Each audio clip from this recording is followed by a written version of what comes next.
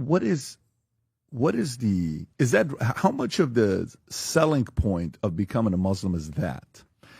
Is that a big part of it, or is that a small part of it? I mean, why would somebody who's a green, who is open, Muhammad Ali doesn't give me the vibes of being a guy that's not smart, right? Yeah. Malcolm X doesn't give me the vibes of a guy that's not smart. I mean, very intelligent. Yeah. Even Farrakhan, you see, what gets them to say, I'm converting, I'm going? A lot of people I know who have gone that direction. These are smart guys that I've had dinner with, I've had lunch with, I sit down with them, intelligent, good citizens, good families, good upbringing, good, even some of these guys are very good, net positive to society.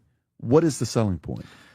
You can be smart in one way and completely oblivious in another way, right? So when you say smart, in what sense? Business smart? Okay, but it does not equate to being theologically smart. That's true. So Muhammad Ali, if you really know why he converted, it was more because of the emphasis on black supremacy. He became a member of the Nation of Islam. Nation of Islam is just black supremacist mindset. So when you're oppressed and you have someone saying, hey, you're the original man and Allah's a black man and the white man's a devil, if you feel oppressed and inferior, that kind of gives you the false pretext that, no, you're special. And that's why you're being oppressed. So his conversion wasn't because he knew Islam.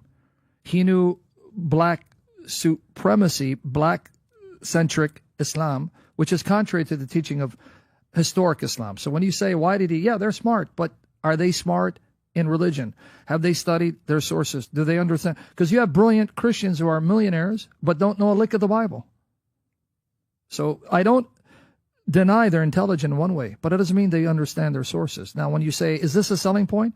This is one of the things they don't mention. This is why I was saying that within 5 years, when people study Islam and see the horrific, horrendous aspects of Islam, they're shocked. That's why they accuse us of lying immediately. When I say the Quran says it, you're lying. Doesn't say, because they're shocked. So I don't want to give the impression that the Muslims are the villains. They're not. And I'm not saying to be politically correct. Most Muslims have no idea what Islam teaches. They're just cultural Muslims. They'll go pray 5 times a day, and they just want to get along. It's those fanatical Muslims that are dangerous, and they're about 10%. They say statistically about 10% that are fanatic, but 10% of 2 billion, that's still a large number, right? Most Muslims have no idea. Most Christians have no idea. Christianity, if I ask a Christian about the Old Testament wars, they're shocked to hear that too.